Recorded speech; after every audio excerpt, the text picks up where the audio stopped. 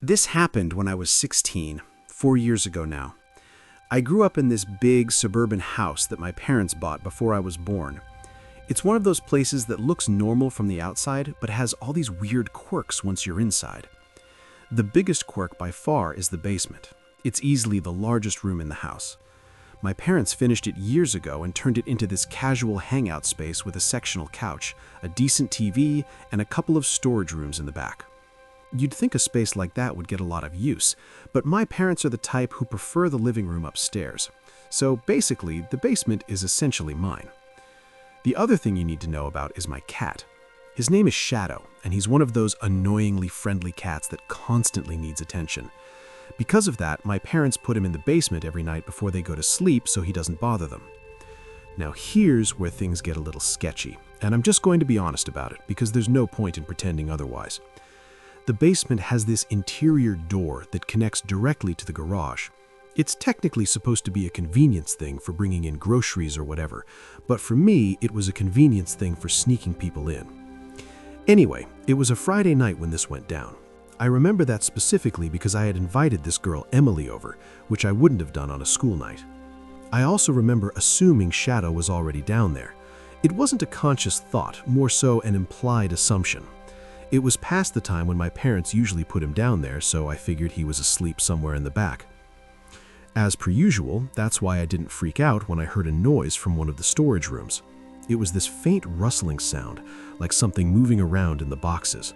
To be completely honest, I feel like I was justified in keeping my cool because it sounded like the exact sound an energetic cat might make.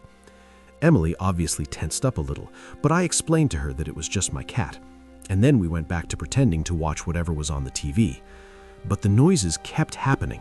Not constantly, but every few minutes there'd be another rustle or a soft thud. Each time Emily would give me a worried look, and I'd have to assure her that he was just a very active cat and liked to climb on things, which was true, he did like to climb on things. I was still 100% calm right up until I heard scratching coming from the door at the top of the basement stairs, the door that led to the main part of the house. I instantly knew what I was hearing. It was Shadow scratching at the door to get into the basement, meaning he wasn't already down there with us, which also meant that whatever noises I'd been hearing for the past half hour were not him. I didn't say anything right away, partly because I didn't want to scare Emily, and partly because I didn't know whether I believed what I was hearing. But before I could react, Emily, who was still sitting right next to me, started screaming like she was being stabbed. I whipped my head around and realized she was pointing behind me toward the back of the basement. I turned my head a little further and literally froze in fear. There was a foam football rolling across the floor, clearly having just been thrown out of the storage room. There was someone in there.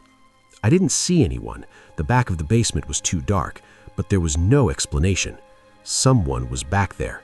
Someone had been back there the whole time. Without thinking, I grabbed Emily's arm and practically dragged her up the stairs. As soon as we made it up, I slammed the door behind us, careful not to let Shadow down there. Things got really chaotic after that. Emily was crying, which was the first issue, but I was shaking. Until that moment, I didn't even know I could get that scared. My parents eventually realized what was going on and called the police, who showed up a few minutes later. I stood on the back deck and watched the garage the entire time to make sure the intruder didn't slip out from there. Here's where things got weird, though.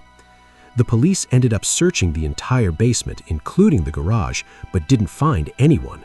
There were also no signs of forced entry, and all the basement windows were locked from the inside.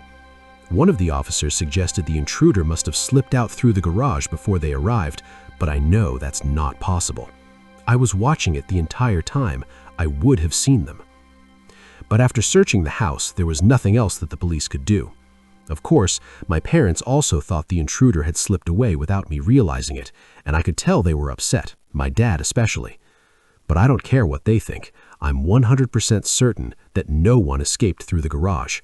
There's only one path from the garage to the outdoors, and I had my eyes on it the entire time.